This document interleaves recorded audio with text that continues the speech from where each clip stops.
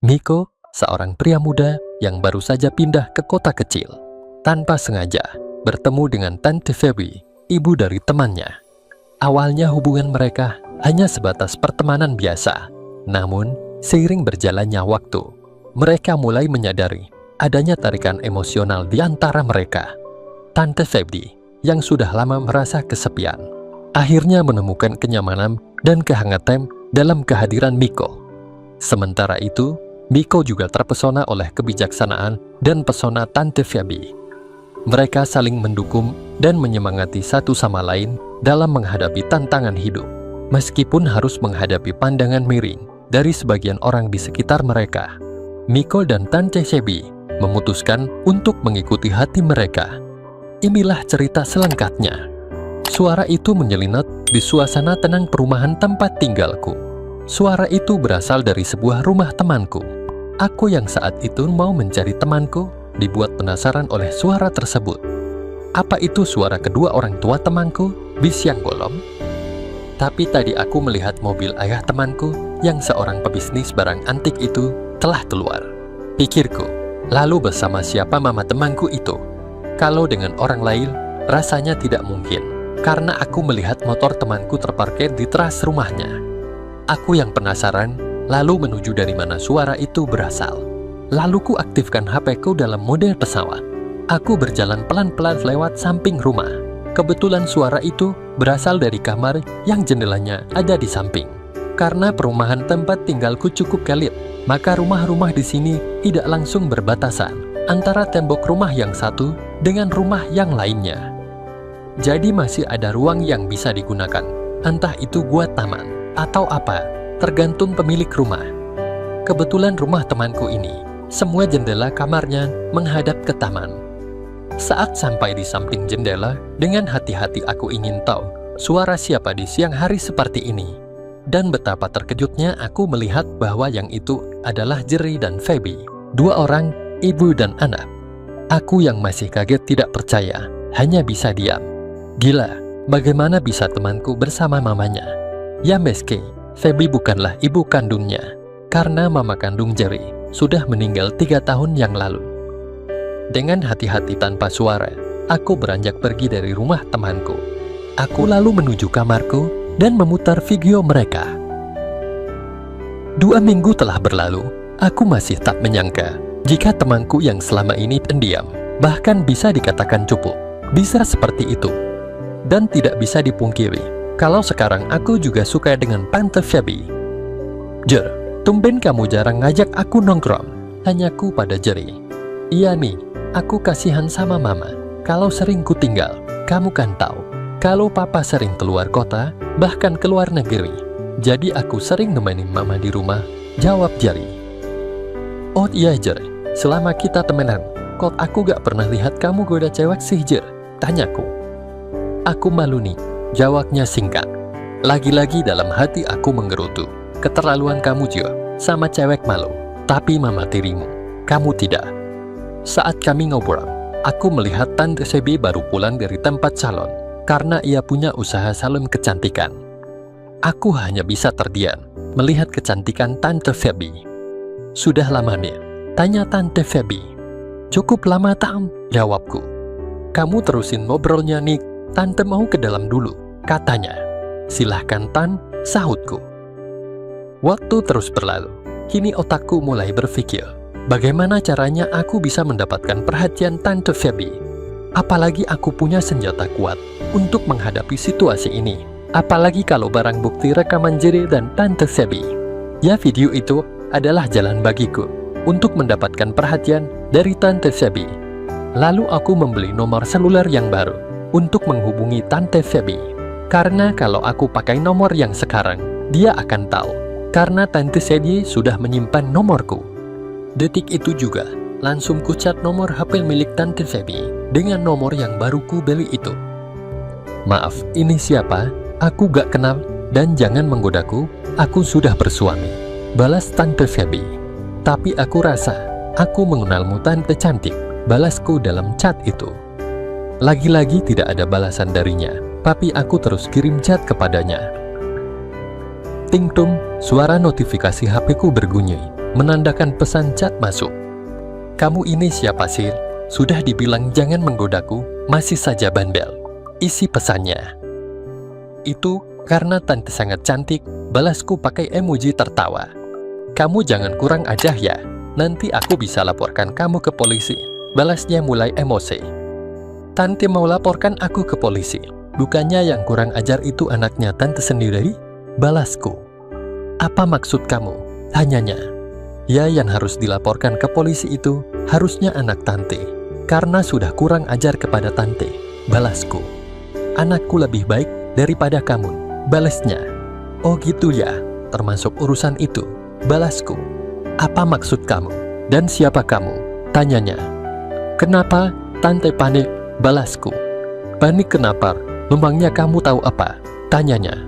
Dia tahulah, kalau ada seorang tante-tante cantik sering bersama anak tirinya. Balasku. Kamu jangan menebar fitnah ya. Aku akan laporkan kamu ke polisi. Balasnya. Lalu aku mengirim screenshot saat dia sedang bersama Jerry. Semoga bukan fitnah ya Tan. Dan kutunggu laporannya ke polisi ya Tan. Biar video ini cepat viral. Balasku. Setelah itu, dia mulai agak ketakutan. Dia terus chat aku, tapi aku tidak membalasnya. Bahkan berkali-kali dia menelponku, tapi tidak aku angkat. Karena kini saatnya, aku membuat dia panik, sehingga itu memudahkan aku untuk mendapatkannya. Hari-hari berlalu, dan Tante Sebi masih terus mencoba menghubungiku, baik lewat chat atau panggilan. Siapapun kamu, aku ingin bertemu dengan kamu, aku ingin bicara sama kamu. Itulah isi chat Tante Sebi terbaru yang aku dapat. Aku hanya senyum saja membaca chat Tante Sebi, tapi mungkin ini sudah waktunya untuk membuatnya takluk. Aku lalu membalas chatnya. Benar, Tante ingin bertemu denganku. Balasku. Iya, aku ingin bicara dengan kamu. Balasnya. Lalu, kalau sudah bertemu, Tante mau bicara apa? Tanyaku.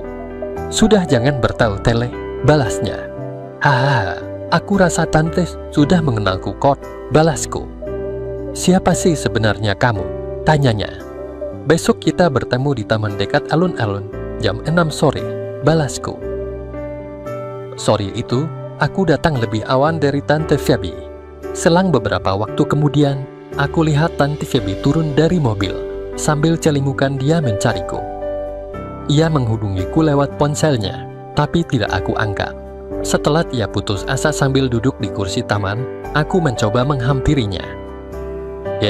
Tante, kok ada di sini? Sapaku. Kamu Nick, ia lagi nungguin temen, sahutnya. Oh, mau ditemenin tanyaku. Gak usah Nick, terima kasih, jawabnya sambil mencoba menelponku. Aku hanya senyum-senyum saja, karena HP-ku dalam posisi silam. Ya sudah, kalau begitu, ucapku. Iya Nick, jawabnya. Aku lalu berjalan beberapa langkah, lalu membalikkan badan. Bener Tan, jak mau ditemenin? Tanyaku. Iya Nick, gak usah, terima kasih, jawabnya. Aku lalu membelakanginya dan berkata, aku rasa aku tahu siapa yang Tante cari. Lalu Tante Feby beranjak dari duduknya. Tunggu Nick, apa maksud kamu tahu tentang siapa yang aku cari? Tanyanya. Sambil tersenyum sinis aku berkata, Tante menunggu orang yang tahu rahasia Tante kan? Kamu jangan sok tahu ya Nick, rahasia apa yang kamu maksud? Tanyanya. Lalu aku berjalan mendekat Tante Feby dan berkata, rahasia antara Tante dengan anak tiri Tante. Begitulah aku membisikkan kata rahasia di telinganya. Seketika wajahnya pucat, gugup. Bagaimana kamu bisa tahu nih? Jangan bilang kalau kamu adalah orang yang aku cari, tanyanya. Iya, aku orang yang Tante cari, jawabku. Apa? Jadi selama ini kamu yang mengancamku? Tanyanya. Aku tidak mengancam Tan. Aku cuma kasih tahu apa yang aku lihat, ucapku. Nih, tolong jangan sebarkan video itu. Kamu mau uang berapa? Aku akan kasih, ucapnya. Uang?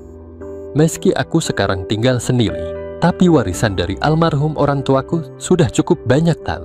Belum lagi beberapa pabrik milik almarhum ortuku. Jadi simpan saja uang Tante, ucapku.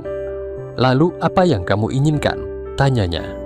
Aku minta sama dengan apa yang Jerry dapat dari Tante. seperti di video itu, ucapku. Keterlaluan kamu nih, sahutnya. Lalu perbuatan tante dengan jeri, tanyaku. Nick, aku mohon, kamu mau minta apa saja akan aku turuti, asal jangan. Aku lalu memotong bicaranya. 3 hari lagi aku tunggu tante di rumahku, ucapku. Tapi nih, sahutnya. Terserah tante, keputusan ada di tangan tante. Bukankah 3 hari lagi Jerry dan suami tante akan ke Eropa selama seminggu? Jadi jangan sia-siakan kesempatan ini. Ucapku lalu pergi meninggalkannya. Keterlaluan sekali kamu nih, teriak tante Phoebe. Pagi itu adalah hari di mana Jerry dan papahnya telah bertolak ke Eropa. Dia salah, mungkin liburan sekalian cari barang-barang antik. Dan aku tahu dari Jerry kalau Tante Phoebe tidak ikut lantaran ada banyak kerjaan. Aku harap tante tidak lupa akan tawaran tuh. Begitulah isi pesanku kepada Tante Phoebe. Aku sudah menyiapkan semuanya untuk Tante Phoebe. Sambil santai di rumah, aku masih menunggu kedatangannya. Waktu terus berputar, suara azan maghrib menandakan hari sudah petang.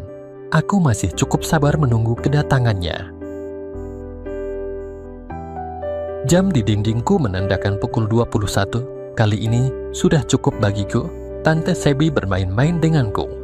Aku lalu mengirimkan sebuah pesan kepadanya. Terima tawaranku, atau besok seluruh orang di perumahan ini membicarakan dirimu. Begitulah isi pesanku kepadanya. Akhirnya Tante Phoebe pun datang ke rumahku malam itu. Gimana Tan? Sudah siap malam ini? Tanyaku. Nih, tolong kamu ganti permintaanmu, ucapnya. Gitu ya, silahkan pergi dan besok Tante nikmati hari-hari buruk Tante, ucapku. Tante Phoebe cuma bisa terdiam. Segera saja aku berusaha untuk melaksanakan apa yang selama ini menjadi keinginanku padanya itu. Demikian Mick, air matanya menetes di TV-nya. Tenang Tante, nanti juga terbiasa kok, kataku. Dengan segala cara, akhirnya malam itu, aku berhasil membuat Tante Phoebe dengan sukacita memberikan sambutan untukku. Aku capek sekali, kata Tante Phoebe yang terbangun dari TDR-nya. Sejak saat itu, aku jadi sering bersama dengannya. Entah itu di rumahku, bahkan di rumahnya, padahal waktu itu ada suaminya di rumah. Hari-hari berlalu, aku melihat Jerry sudah berangkat kuliah, sedangkan aku jadwalnya sore. Karena sudah hampir 2 minggu, aku tidak bersama dengannya. Sehingga membuat aku tak sabar, ingin cepat bertemu bersama Tante Phoebe. Pagi Om, sapaku. Pagi juga teh kamu Nick, kamu gak kuliah? Tanyanya. Kuliah Om, tapi jadwalnya sore hari ini, jawab tuh. Ada perlu sama Jerry ya? Kayaknya dia sudah berangkat, ucap Papa Jerry. Iya Om, aku mau pinjem buku sama Jerry. Tadi dia sudah aku WA, katanya suruh cari di kamarnya. Oh ya sudah, cari saja sendiri. Sudah jangan sungkan, anggap saja rumah sendiri, ucapnya. Makasih ya Om, tapi nanti agak lama di kamar Jerry soalnya ada pelajaran yang harus saya tulis, ucapku. Sudah gak apa-apa, kalau perlu sesuatu, kamu minta bantuan sama tante kamu, sahutnya. Emangnya dia gak kerja Om? Tanyaku tapi dalam hati aku bersorak. Enggak, jawabnya. Ya sudah Om, aku masuk dulu, ucapku. Saat aku masuk ke rumahnya, kulihat Tante Phoebe. Dia agak kaget melihat kedatanganku. Nick, kamu jangan bodoh nih. Suamiku ada di rumah, protes Tante Phoebe, tapi aku tak memperdulikannya. Jangan Nick, bahaya nih, kata Tante Phoebe sambil menjauh. Ma, kamu bantu Nico cari buku di kamar Jerry, teriak Om Edo dari luar. Iya Pak, jawab Tante Phoebe. Aku hanya tersenyum mendekat ke jendela agar aku dapat melihat Om Edo jika sewaktu-waktu Om Edo masuk ke dalam rumah. Diiringi kalimat-kalimat bersahutan dengan buru-buriku akhiri perjalanan ini. Aku yang tak mau berlama-lama karena tempat yang memungkinkan untukku bersama Tante Phoebe. Begitulah kebersamaanku dengan Tante Phoebe hingga akhirnya menghasilkan demikian yang bersemayam di dirinya. Apalagi sejak 2 minggu lalu Jerry telah pergi ke Amerika untuk kuliah di sana, dan dia juga ingin agar ia bisa mengakhiri cinta terlarang ini. 1 bulan kemudian, rumah tangga Feby dihantam masalah. Suaminya terkena kasus di kantornya, sehingga dia dipecat. Dan dia juga harus berurusan dengan polisi, karena ditangkap penjualan hewan dan barang langka yang dilindungi. Dan dia juga ikut jaringan internasional. Belum lagi Feby mendengar kabar kalau Jerry anak tirinya di Amerika terlibat penjualan obat terlarang yang cukup besar. Hari silih berganti, Feby memutuskan bercerai dengan suaminya. Dan ia tidak keberatan, malah ia ingin Feby bahagia tanpanya. Rumah telah ia jual untuk membiayai kasus suaminya. Usahanya berantakan, karena dirinya sudah gak konsen lagi. 3 hari lagi, ia harus meninggalkan rumah ini, karena pemilik barunya akan datang. Dalam kebingungan harus kemana, ia merasakan badannya agak meriang. Mungkin dirinya kecapekan, karena masalah yang menderanya. Ia lalu berobat ke klinik, dan betapa kagetnya Feby saat dokter bilang kalau dirinya Hakimi. Dan usia Hakiminya sudah beranjak 3 bulan. Feby merasa bahagia, karena biar bagaimanapun, ini adalah Hakimi pertamanya. Tapi ia juga merasa sedih, harus Hakimi dalam situasi seperti ini. Niko, pemuda yang selama ini dia anggap kejam, ternyata Feby salah menilainya. Dia memberi tempat tinggal, dan bahkan bertanggung jawab atas kehakiminya. Meski dia tidak menikahinya, dan Feby maklum, karena ia juga merasa tak pantas. Wanita 37 tahun sepertinya menikah dengan laki-laki berusia belum genap 20 tahun. Kini Feby telah mendapatkan bayi perempuan, buah hati dengan Miko. Miko sangat bahagia, bisa menjadi ayah di usia sangat muda. Dan dia hanya tersenyum sambil bilang, "Kasihan Keisha, tidak ada teman mainnya." Keisha adalah nama putrinya. Begitulah kisah Miko dengan Tante Feby. Sekian dan terima kasih.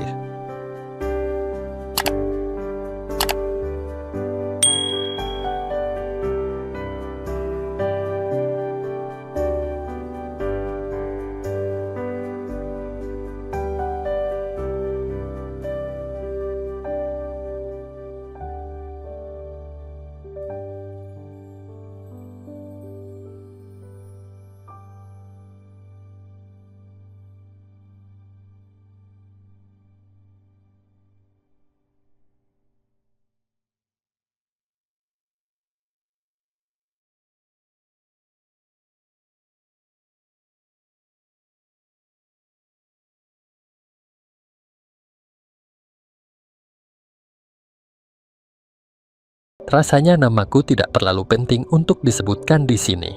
Hanya saja seluruh anggota keluarga besar memanggilku dengan sebutan Aban. Karena itulah panggilan sayang istriku kepadaku, sehingga seluruh anggota keluarga kemudian mengikuti dengan menyebut Aban.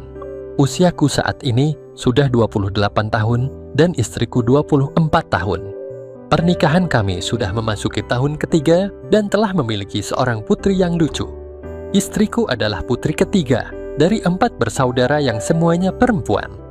Kakak ipar tertuaku bernama Mbak Yati, umurnya 31 tahun, dan yang kedua bernama Mbak Salama, setahun lebih muda dariku. Sedangkan Ima, si Bontap, berusia 20 tahun dan beberapa bulan yang lalu melangsungkan pernikahan dengan calon suaminya. Disinilah kisah indah antara aku dan kakak kiparku itu bermula. Penasaran kan? Yuk kita simak saja sama-sama. Beberapa bulan yang lalu, adik iparku yang bungsu melangsungkan pernikahan. Berhubung ini adalah pernikahan terakhir di keluarga istriku itu, maka mertuaku berniat menggelar pesta yang cukup besar. Hal ini aku ketahui ketika aku disuruh untuk memesan 2.500 undangan. Seminggu sebelum acara, semua saudara iparku beserta suaminya telah berkumpul di rumah mertua. Mereka mengambil cuti dari pekerjaan masing-masing hanya untuk mempersiapkan pesta perkawinan itu. 3 malam menjelang pesta pernikahan itu, kami sekeluarga berkumpul di ruang tengah untuk membahas persiapan esok hari dan mengevaluasi kerjaan hari ini. Setelah beberapa lama berdiskusi, akhirnya Mbak Salamah meminta tolong kepadaku untuk membantunya mengerjakan tugas kuliahnya di pasca sarjana. "Ban, bisa minta tolong?" Mbak Salamah bertanya sambil menyerahkan putranya yang sudah tidur kepada suaminya. "Boleh, apa yang bisa dibantu?" sahutku. "Aku punya data mentah untuk mencari standar hasil ujian siswaku. Tapi aku belum bisa ngerjain di Exchange, ucapnya. Coba CV tugasnya aku lihat, pintaku. Mbak Salamah kemudian mengambil laptopnya sambil sesekali mengerutu tentang dosennya yang galak. Setelah melihat data di dalam laptopnya, aku juga bingung, karena aku tidak memiliki kemampuan di bidang statistik.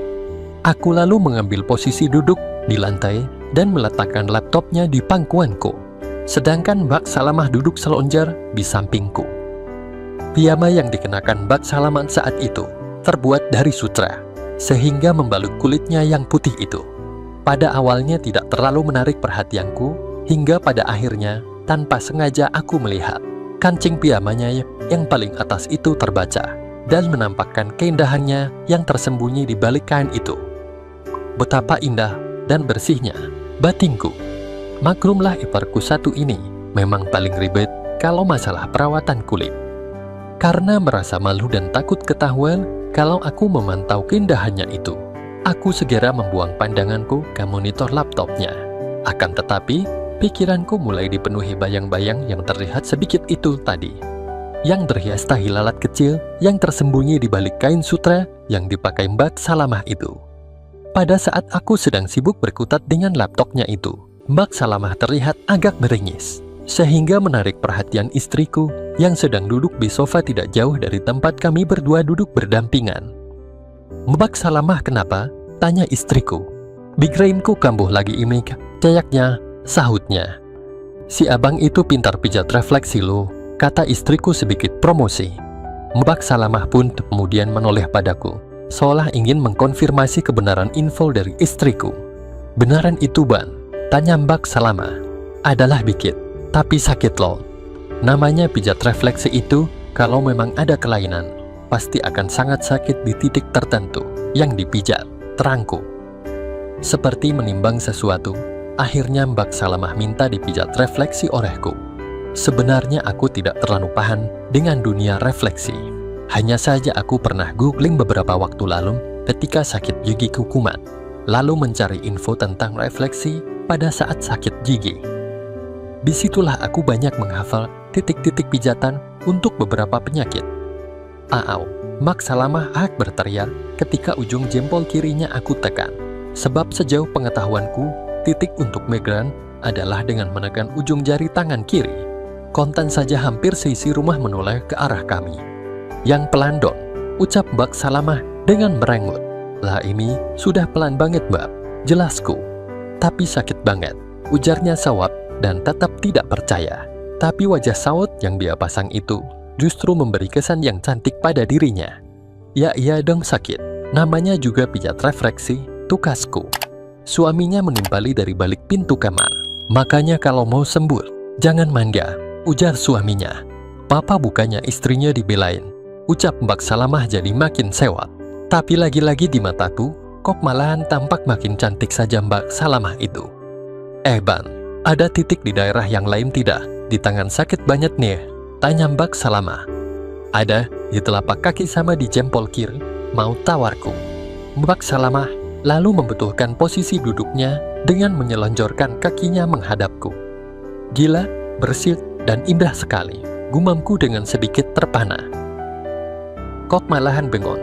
Ayo dong Bang," ujarnya menyadarkan lamunanku yang mulai nilantur. "Oh, sahutku sedikit gagap. Aku gelagapan karena merasa takut kalau sampai ketahuan bahwa aku sedang mengagumi kakinya yang mumil itu. Segera aku letakkan tanganku di kakinya dengan maksud untuk membetulkan oposisi kakinya agar titik refleksi di jempol yang mudah aku pijat. Tapi justru aku tidak percaya dengan apa yang aku lihat dan aku dengar pada saat itu. "Asyas," Mbak Salamah bersuara sangat gelap, seolah takut terdengar. Aku tahu persis itu bukan reaksi refleksiku, karena aku belum memulainya. Tatapannya begitu sandu, sehingga membuat aku jadi semakin salah tingkah. Tiba-tiba saja Mbak Salamah berdiri tanpa bicara apapun dan masuk ke kamar di mana suaminya berada. Dia meninggalkanku begitu saja, sehingga pikiranku penuh tanda tanya atas sikapnya itu. Tin-ton. Pukul 9 malam lewat beberapa menit, HP-ku bergetar, tanda ada notifikasi baru. "Kamu jahat, Ban," Begitu tulisan di WA aku perhatikan pengirimnya, ternyata Mbak Salama. Wah, hello, ada apa Mbak? Segera aku balas chat itu dengan nada sedikit bercanda. Agak lama aku menunggu, sampai hatiku bergetar kembali. Kamu tadi nyentuh bagian paling rawanku, balasnya. Deh, masa sih? Setahuku tangan kananku memegang kaki kirinya dan tangan kiriku memegang telapaknya. Aku duduk bersila. Jadi bagian mana yang Mbak Salamah maksudkan? Akhirnya aku diamkan saja chat itu tanpa aku balas. Aku perhatikan, ternyata hampir semua orang telah tidur di rumah ini, termasuk istri dan putriku di kamar depan. Aku yang memang tidak terbiasa tidur, bila bukan di rumahku sendiri, segera beranjak untuk pulang ke rumah, yang jaraknya sekitar 500 meter dari rumah mertuaku itu. Baru saja aku menghidupkan motor metikku, tiba-tiba Mbak Salamah muncul di pintu. "Ban, mau kemana?" tanya Mbak Salamah. "Mau pulang, ngantuk," jawabku sekenanya. "Aku ikut boleh?" tanya Mbak Salamah. Wow, jiwaku serasa langsung terbang. Mau demikian, tapi toiletnya di belakang mampet, yang di samping tidak ada pintunya, lanjutnya. "Oh alah, mau demikian Tor, aku kira mau senang-senang, batinku." "Ya sudah, ayo," ajakku. "Tungguin aku pakai jilbab dulu," sahutnya seraya berlalu. Tidak beberapa lama, dia muncul dengan mengenakan jaket dan jilbab kecil untuk menutupi rambutnya yang panjang sebahu. Ipaku ini bukan orang yang terlalu dalam menerapkan aturan keyakinannya, sehingga dia mengenakan jilbab hanya untuk berpergian saja. Beberapa lama kemudian, sampailah kami berdua di rumah mungilku. Baru saja aku membuka kunci rumahku, Mbak Salamah langsung saja nyelonong pergi ke toilet. Mungkin sudah sangat ingin membuangnya, kaicehe. Sekitar 5 menit kemudian, dia sudah selesai dari toilet. Aku sudah menyiapkan teh hangat di meja. Kami berdua duduk terdiam dalam lamunan masing-masing. Hingga akhirnya, Mbak Salamah mulai bersuara. "Tadi yang kamu pegang itu adalah yang paling rawan," kata Mbak Salamah menjelaskan. Aku jabingan. Kalau yang aku pegang waktu mau mengatur posisi kakinya tadi itu, termasuk tipik yang kalau bersantu, bisa spontan meningkatkan keinginannya. "Ya maaf Mbak, aku kan tidak tahu," ucapku membela diri. "Tapi kalau sudah begini kan repot jadinya. Mana suamiku sudah tidur lagi," ucap Mbak Salamah sewak. Kami berdua kembali terdiam. Dalam diam kami yang entah berapa lama itu, aku serasa mendengar tarikan nafasnya yang berat.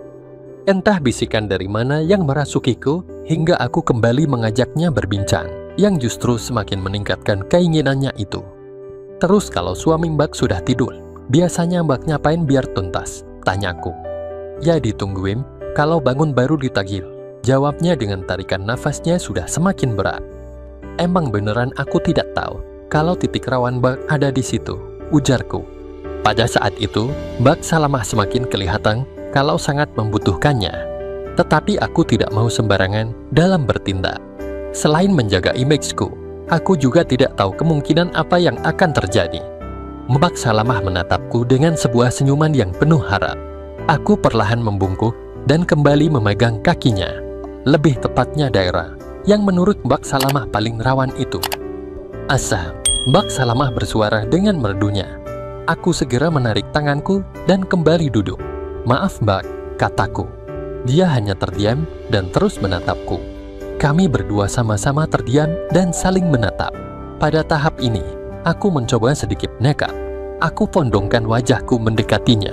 Pada saat itu loyalitas pernikahan dan kesetiaan berkelebat memenuhi rongga-rongga otakku. Aku lihat matanya memejam. Aku pun menjadi lupa dengan siapa saat itu aku berduaan di rumahku yang sepi dan sunyi malam itu. Dengan perlahan aku pun mencoba untuk memulainya, dan ternyata Mbak Salamah menyambutnya. "Mawat," bisikku pelan. "Ini salahmu Ban," jawabnya. Selanjutnya tidak ada lagi kata-kata yang keluar dari kami berdua. Sedikit bicara, banyak bekerja, begitulah kira-kira. Keinginan kami berdua semakin meningkat saja, hingga akhirnya kami tidak sadar siapa yang memulainya terlebih dulu. Tahu-tahu ternyata jilbab dan jaketnya sudah tidak berada di tempatnya lagi. Gentar, mengapa belum ada rasa enggan untuk berhenti atau sekalian melanjutkan ke tahap berikutnya. Aroma parfum mahal dari Mbak Salama semakin meningkatkan kemauanku. Entah apa yang membuat kami berdua begitu betah berlama-lama seperti itu. Mungkin begitu, ini adalah pengalaman baru, di mana aku melakukannya dengan wanita lain selain istriku, yaitu kakaknya, sekaligus istri dari sahabatku. Simulasinya sangat terasa berbeda sekali. Selanjutnya aku mencoba membuka penghalang suguhan yang dibawa oleh Mbak Salama. Ternyata tidak ada larangan atau penolakan dari Mbak Salama, bahkan dia ikut membantuku. Selanjutnya aku pun menyingkirkan penutup hidangan yang malam itu akan aku persembahkan khusus untuk Mbak Salama. Akhirnya terjadilah apa yang seharusnya tidak boleh terjadi antara aku dengan Mbak Salama di ruang tamu rumahku itu. Dan apa yang terjadi malam itu tidak cukup sekali saja, karena ternyata keinginan Mbak Salama sangat tinggi. Untung saja aku mampu mengimbanginya. Mungkin saja suaminya selama ini kurang bisa mengimbanginya, sehingga akulah yang beruntung malam itu. Setelah selesai yang kedua kalinya dan beristirahat, Mbak Salamah berkata, "Kamu jahat, Bang. Kamu sudah bikin aku membohongi suamiku," ucapnya dengan senyuman penuh kebahagiaan. "Aku juga tidak menyangka, Mbak. Tidak ada rencana. Kok tiba-tiba sudah seperti ini?" sahutku seraya mengelus rambutnya dengan penuh kasih sayang. Mbak Salamah mengangkat wajahnya dan menatapku. Tatapan yang sangat damai, matanya yang indah, dan senyumnya yang mengembang. Aku pun tersenyum menatapnya. Kami diam tanpa kata, larut dalam dilema masing-masing. Tiba-tiba saja hujan turun, awalnya perlahan hingga ternyata menjadi semakin lebat. Aku menatap jam yang ternyata sudah pukul 0.23. Mbak Salamah bangkit dan berdiri meninggalkanku yang masih berada dalam dunia hayal yang mengambang. Aku tatap Mbak Salamah yang dengan cueknya mengambil HP-nya tanpa berbenah dulu. Mbak Salamah tampak menghubungi seseorang, sepertinya suaminya. "Halo Pak, bisa jemput Mama Gal," ucapnya. Aku yang mendengarnya pun menjadi sedikit kecewa. Wah, ternyata harus berhenti sampai di sini. Aku menghela nafas dan mengambil sisi positif dari apa yang telah kami berdua lalui malam ini. Aku di rumah si Abang Mi. Tadi aku mau buang air di situ, tapi mampet.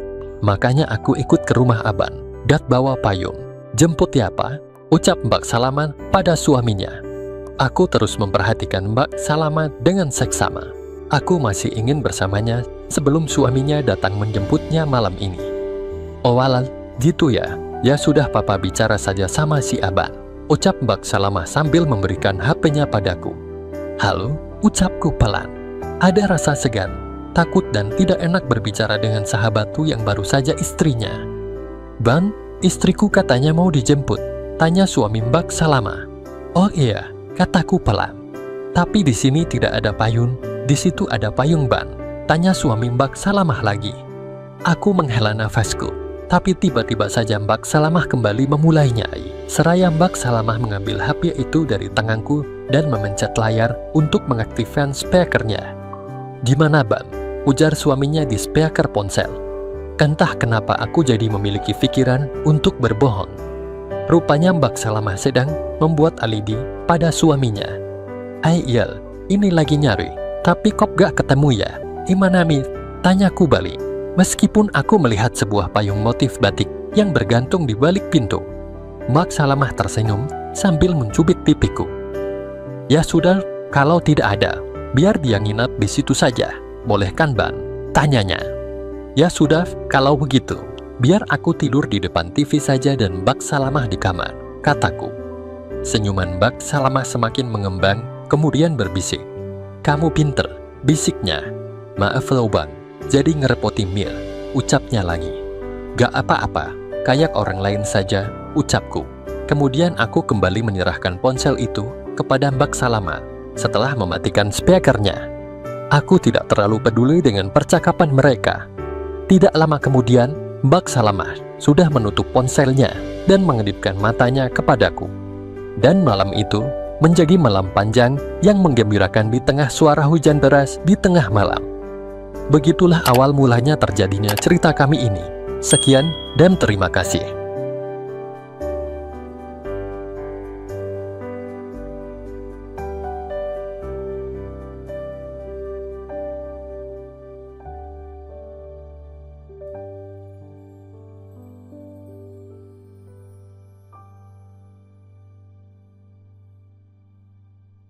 Sebagai seorang wanita, aku tidak pernah menyangka akan melakukannya dengan keponakanku sendiri. Ini semua akibat dari suamiku yang bekerja jauh di luar kota. Di satu sisi, aku memang sering kali merindukan saat-saat indah bersama suamiku itu. Di satu sisi, aku tidak tega membiarkan keponakanku yang begitu mengharapkan bantuanku untuk menyelesaikannya. Seperti inilah cerita selengkapnya. Keponakanku ini sengaja diminta oleh suamiku untuk tinggal bersama di rumah kami itu, dengan alasan agar aku tidak sendirian di rumah saat ditinggal bekerja di luar kota olehnya. Akan tetapi, siapa yang menyangka kalau pada akhirnya aku dengan keponakanku itu malah berbuat satu kesalahan. Malam itu, keponakanku sedang mengagumiku di saat aku sedang tidur. Bahkan dengan nekatnya, dia mulai berusaha menyenangkan dirinya sekaligus berusaha membuatku terpancing. Pada awalnya aku mencoba memberikan peringatan padanya bahwa apa yang dilakukannya itu salah, karena aku ini adalah buleknya. Tetapi keponakanku tidak mau menyerah begitu saja. Dia mencoba menghibah padaku agar aku mau membantu menyelesaikannya dengan cara ritual saja padanya. Sebagai seorang wanita yang muda tidak tega, aku pun merasa kasihan juga pada saat melihat keponakanku itu sudah sangat ingin mencapainya. Akhirnya aku pun mau mengabulkan permintaannya yang tidak seharusnya itu. Hal itu aku lakukan awalnya adalah demi rasa sayang dan belas kasihanku padanya. Sampai-sampai aku bersedia berbuat hal yang seperti itu. Akan tetapi, setelah semua itu mulai aku kerjakan, lama-kelamaan perasaanku pun menjadi kacau balau antara perasaan malu, risih, dan juga pada kenyataannya, dengan membantu keponakanku itu, keinginanku pun secara perlahan tapi pasti semakin meningkat saja. Apalagi aku ini sebagai seorang wanita yang normal, yang lagi merasakan kehampaan setelah ditinggal suami tugas di luar kota sekian lamanya. Sedangkan saat ini, keponakanku rupa-rupanya tahu akan perasaan hatiku yang sedang gundah karena terbawa suasana yang begitu romantis saat itu. Setelah aku berhasil membantunya hingga keponakanku itu mencapai puncaknya, dengan sebuah ritual tanpa penyatuan denganku itu, dia meminta kesediaanku bahwa dia ingin gantian membantuku mencapai puncak melalui bantuan ritualnya. Tentu saja aku menolaknya, karena aku merasa kalau hal ini sudah terlalu jauh. Haruskah aku mau? Akan tetapi aku kalah, karena sewaktu aku tadi meritualnya, dia dengan berbagai alasan telah berhasil membuka penutup hidayan khusus itu, sampai-sampai hanya tinggal kedua aksesorisku itu saja. Akhirnya aku pun dengan malu-malu kucing menyingkirkan kedua aksesoris khusus itu. Selanjutnya, keponakanku melakukan sebuah ritual itu untukku. Sampai akhirnya aku pun mencapai puncak juga di malam itu. Dikala aku masih berusaha mengatur nafasku dengan pandangan tidak percaya, aku menatap keadaanku pada saat itu dengan sejuta keindahannya tengah berada di samping keponakanku, yang juga dengan sejuta keindahannya itu. Aku raih dia. Ingin sebenarnya saat itu aku menangis, tapi aku mencoba bertahan. Aku cuma terisak-isak. Akan tetapi, tiba-tiba aku kembali merasakan kalau keponakanku itu sudah berusaha untuk memulainya kembali. Belum sempat aku berkata-kata, dia tahu-tahu sudah semakin jauh melangkah. Kenekatan keponakanku yang tidak aku sangka-sangka itu pada awalnya membuatku sedikit bingung. Dan setelah itu, aku pun tersadar. Tetapi belum sempat aku bereaksi, dengan sangat pintarnya dia telah berhasil membawa jiwa ragaku itu melayang sangat tinggi sekali. Akhirnya aku pun merasa bahwa percuma saja aku berusaha untuk mendorongnya agar menghentikannya, karena apa yang aku rasakan saat itu begitu menyenangkan sekali. Meskipun aku sadar kalau itu aku dengan keponakanku sendiri. Rasanya jantungku bergemuruh akibat menerimanya dari keponakanku sendiri itu. Untung saja pada saat-saat yang menentukan, aku berhasil melepaskan diriku. Sebelum lebih lama lagi keponakanku bermain-main di kawasan yang merupakan sumber dari segala sumber air itu, yang lama-lama akan dapat membuatku benar-benar lupa diri. Akibat keinginanku yang tidak lagi bisa dibendung, dan pada akhirnya aku pasti tidak akan bisa menolak kalau keponakanku mengajak yang lebih jauh lagi. Selanjutnya aku segera berlari keluar dari kamar itu dan mengunci diriku di kamar satunya. Setelah kejadian malam itu, kita berdua sama-sama tidak pernah mempermasalahkannya. Dan keponakanku pun tidak menunjukkan tanda-tanda kalau dia mau mengulanginya lagi. Sehingga aku pun merasa agak lega dan mulai berlaku seperti biasa lagi padanya. Aku tidak lagi berusaha menjaga jarak dengannya. Aku yang sudah tidak marah padanya, karena memang aku juga tidak punya alasan yang kuat untuk marah terus padanya. Dan juga aku tidak mau mengungkit-ungkit hal itu lagi. Maksudku, agar dia bisa melupakan kejadian itu, aku juga berusaha untuk melupakannya. Yang jelas, hal yang paling aku takutkan itu jangan sampai terjadi di antara kami berdua. Lagi pula kan tidak ada orang lain yang tahu kejadian yang tidak seharusnya itu antara aku dengan keponakanku itu. Kan hanya kita berdua saja yang mengalami dan yang tahu. Sehingga beberapa hari kemudian, aku mau lagi untuk dekat-dekat dengannya, untuk mengucapkan selamat malam dan selamat tidur, seperti dulu lagi. Bahkan aku juga tidak menolak ketika dia ikut masuk ke kamarku. Bahkan aku juga tidak keberatan ketika dia berlaku layaknya sewaktu dia masih kecil dulu. Setelah beberapa malam selalu demikian, akhirnya, wanita mana yang mampu bertahan dari hal-hal yang menjanjikan seperti itu? Apalagi aku merasa kalau keponakanku itu semakin lama, sepertinya semakin pintar, dan tahu daerah-daerah mana saja yang dengan mudah akan membuatku tidak bisa berkata tidak, ataupun jangan padanya. Aku juga bingung, dari mana dia bisa mengetahuinya. Aku jadi merasa semakin malu sendiri, dan ketika aku berusaha untuk duduk, tiba-tiba saja dengan perlahan didorongnya aku, sehingga aku kembali tertidur. Belum sempat aku menegurnya dan bertanya padanya, apa maksudnya melakukan itu padaku. Tahu-tahu dia sudah berusaha untuk kembali membawaku ke alam nirwana yang jauh lebih indah. Spontan saja pikiranku terasa buntu setelah mendapatkan yang begitu menyenangkan itu. Maklumlah sudah cukup lama aku tidak lagi mendapatkannya dari suamiku, yang terlalu lama tidak pulang dari luar kota itu. Tetapi aku tidak mau menyerah begitu saja. Aku mencoba untuk memperingatinya bahwa dia tidak boleh melakukannya dengan full, dengan alasan kalau aku adalah buleknya. Tapi lagi-lagi semua itu tetap sia-sia saja. Dengan konsisten keponakanku berusaha membuatku semakin terbawa dalam suasana yang semakin romantis itu. Spontan saja aku pun serasa seperti melayang-layang di awang-awang di saat itu. Antara sadar dan tidak, aku bisa tahu dan merasakan kalau keponakanku itu semakin lama semakin bersemangat dalam usahanya membuatku merasa begitu bahagia dan membutuhkannya.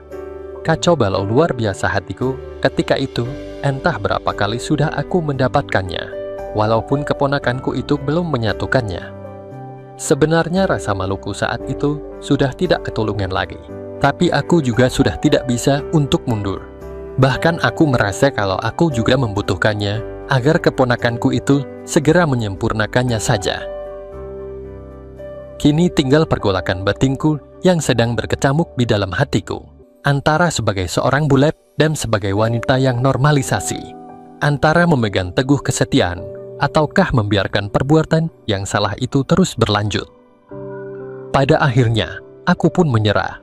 Pancingan demi pancingan yang dilakukan dengan pandainya oleh keponakanku itu benar-benar telah membuatku sangat mengharapkannya. Akhirnya, hal yang tidak seharusnya itu pun terjadilah. Keponakanku mengangkat wijahannya dari kawasan yang ada di bawah sana itu, dan dengan perlahan bergerak menyamakan oposisinya sejajar denganku, dan berusaha untuk mengatur oposisinya yang pas. "Boleh, boleh ya?" tanya keponakanku dengan pandangan yang penuh harap. Aku yang saat itu juga begitu mengharapkannya pun, hanya mengangguk dan tersenyum dengan manis. Sebagai seorang perempuan yang sudah sangat berpengalaman, tentu saja aku tahu betul apa yang akan dilakukan keponakanku itu. Dengan perlahan aku pun berusaha untuk memberikan jalan baginya, agar tidak sedikit pun mengalami kegagalan dan kesulitan yang berarti. Dan ternyata benar saja, dengan sedikit agak kesusahan, akhirnya berhasil juga dia menyempurnakannya. Dan seketika itu pula, jiwa dan raga kami berdua melayang jauh tinggi. Apa dayaku Tuhan? Dengan keadaan yang seperti ini, tidak bisa lagi aku menolaknya. Karena aku juga sangat membutuhkannya, apalagi setelah suamiku itu yang tidak pulang-pulang. Entah sudah berapa lama, Aku sudah tidak ingat jam berapa dan sudah berapa jam sebenarnya. Aku dan keponakanku itu saling bantu agar bisa sampai di puncak itu dengan sempurna. Aku benar-benar lupa daratan dengan semua pengalaman yang aku punya. Aku pun akhirnya menyambut pemberian keponakanku itu dengan penuh kasih sayang dan penuh semangat. Ya Tuhan, apa yang saat ini terjadi sebenarnya sangat salah. Tapi kenapa ya? Kenapa aku merasa begitu senang dan bahagia sekali? Belum pernah ketika dengan suamiku aku sebahagia seperti yang aku alami saat ini. Terutama menjelang dan saat terjadinya aku dan keponakanku itu mencapai puncaknya bersamaan. Dan entah berapa kali dalam semalaman itu, aku sudah tidak mungkin untuk menghitungnya lagi. Karena kami berdua baru menyudahinya ketika sudah menjelang pagi. Menjelang fajar itu, barulah aku dan keponakanku benar-benar sama-sama merasakan suatu kebahagiaan yang luar biasa. Dan akhirnya kami berdua pun terlelap sampai keesokan harinya. Untungnya keesokan harinya itu adalah hari Minggu. Keesokan harinya hingga malam berikutnya dan juga hari-hari selanjutnya, aku mengurung diri terus di dalam kamarku. Aku hanya bisa meratapi dan menangisi apa yang telah aku lakukan dengan keponakanku itu sepanjang hari dan sepanjang waktu hingga habis rasanya air mataku.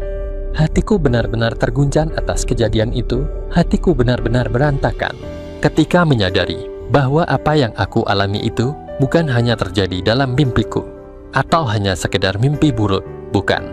Tapi semua itu sungguh-sungguh aku alami senyata-nyatanya. Seharian itu aku tidak makan, aku hanya minum air putih saja, dan keponakanku itu tidak peduli. Dia entah kemana, sebab tidak aku dengar ada gerakan apa-apa di luar kamarku itu. Rupanya dia pergi, karena merasa menyesal juga dengan kenyataan itu. Ya Tuhan, ampunilah hamba-Mu yang telah berbuat kesalahan ini. Dengan berjalannya hari demi hari, rasa takut yang teramat sangat tiba-tiba datang menghantuiku. Bagaimana kalau benih itu nantinya tumbuh subur? Apalagi setelah aku teringat bahwa malam itu adalah malam subur-suburnya. Tidak heran kalau malam itu keinginanku jadi berlipat-lipat. Sempat timbul niatku untuk mengambil jalan pintas. Aku ingin menyudahi hidupku, karena aku merasa tidak akan kuat menanggung malu dan dosa yang sedahsyat ini.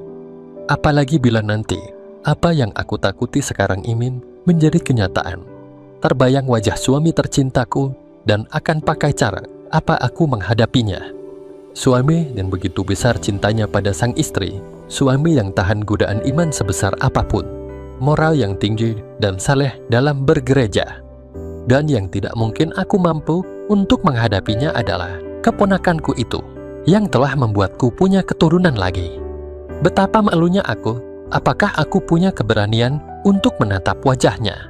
Apalagi mengatakan bahwa aku yang merupakan buleknya itu telah hakimi karena benih-benihnya. Rasanya aku tidak akan sanggup, tidak akan mampu aku. Lebih baik aku pergi selamanya saja, daripada harus menanggung perasaan malu yang luar biasa terhadap keponakanku itu. Untunglah imanku masih kuat, sehingga aku pun bisa membatalkan niatku itu.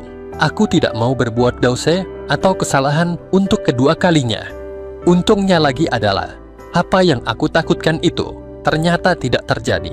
Aku tidak sampai hakimi, tetapi aku pada akhirnya selalu menjaga jarak dengan keponakanku itu, agar jangan sampai terulang kembali kesalahan itu. Sekian dan terima kasih.